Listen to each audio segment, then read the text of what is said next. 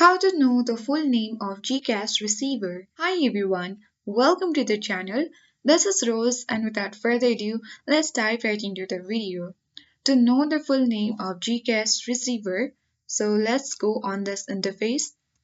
So when you scroll to this page, at the bottom it is given, is it possible to get GCash's full name? So you can no longer see the full name of a person who uses GCash because GCash has made their users name anonymous.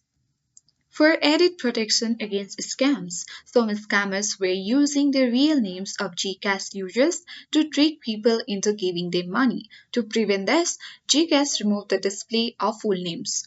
So, in conclusion, GCash has taken steps to protect the privacy of its users and make transfers more secure. By not showing full names, GCash reduces the chance of tax scams and other kind of theft.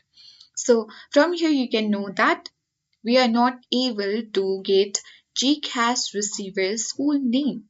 So I hope this guide was informative. If it was, then to like, share, comment, and don't forget to subscribe.